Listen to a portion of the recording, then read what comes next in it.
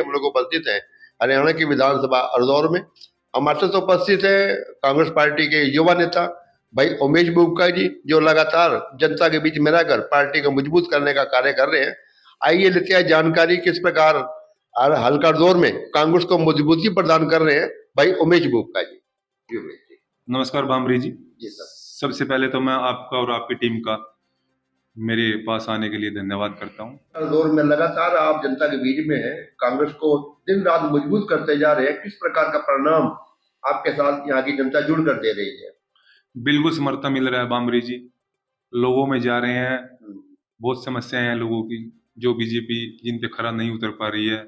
बड़े बड़े वादे किए थे इलेक्शन के टाइम में, लेकिन विफल सरकार है। बिल्कुल बीजेपी बिल्कुल तानाशाह सरकार है, झूठ के दम पे सरकार बनाई है। वोट चोरी आपने देखा है। वोट अगर अगर कोई एक कोई चाय वाला, कोई दुकान वाला, कोई साइकिल वाला ये नहीं कहता था कि बीजेपी सरकार आई, सब बोले कांग्रेस आ रही है। कहाँ गई सारी वोट? तानाशाह सरकार ने वोट में मशीनों में गड़बड़ी करके अपनी सरकार बनाई है, और जनता सब समझ चुकी है, मन बना चुकी है। बिल्कुल विफल सरकार है। अब की इसकी इसके जाने का इसका टाइम आ चुका है। हमारे नेता राहुल गांधी जी, आपने देखा सोनीपत में, कल ही आपने देखा कि अपने सोनीपत में गरीब परिवार के घर में आए, कोई फॉर्मेलिटी नहीं करते, बिल्कुल जैसे के तैसे, अपने आप को कोई दिखावे की बात नहीं करते। तो उनके नेतृत्व में मैं और मेरी टीम पूरा अपने हलके के अंदर पूरा काम कर रही है, लोगों की आवाज पूरी मजबूती से उठा रही है, और लोगों का पूरा जन समर्थन मिल रहा है। और आगे आगे आके और हम इसको और स्पीड की तरफ लेके जाएंगे। उमेश जी, मैंने देखा पंचकुला में युवा कांग्रेस का फंक्शन था। उस फंक्शन के दौरान दीपेंद्र हुड्डा जी ने आपको दूर से बुलाकर आपका मान सम्मान बढ़ाया था। दीपेंद्र हुड्डा जी आपका मान सम्मान करते हैं, क्या कारण है सर? भामरी जी, मैं आपको बताना चाहूंगा कि दीपेंद्र हुड्डा जी हमारे नेता है, उनसे हमें बहुत प्यार मिलता है और बहुत कुछ सीखने को मिलता है। और टाइम टाइम पे वो हमें अपने विचारों के माध्यम से हमें आगे बढ़ने के लिए हमें प्रेरित करते हैं। और उन्होंने मेरे को बुलाया दूर से, उन्होंने कहा कि अपने उदयभानु चीफ जी थे वहां पे, तो उन्होंने बुलाया मेरे को अपने पास बुलाया और उनको बताया कि परिचय कराया मेरा कि ये उमेश जी है, हमारे मजबूत साथी हैं रदौर हल्का से, और हम ये बहुत मेहनत कर रहे हैं। तो उन्होंने मेरी उनके सामने पूरी अपना मेरा पक्ष रखा। उमेश जी, हम भी लगातार राजनीतिक गलियारों में घूमते रहते हैं। संगठन को लेकर भी पार्टी हाईकमान आप पे निगाह लगाई हुई है। हो सकता है जोर से आपको हल्का का प्रधान बनाया जाए, या आपके किसी परिवार को बड़ी जिम्मेदारी दी जाए। यदि कांग्रेस पार्टी आपको कोई जिम्मेदारी सौंपती है, क्या पहले की तरह आगे भी आप पार्टी की उम्मीदों पर खरे उतरोगे?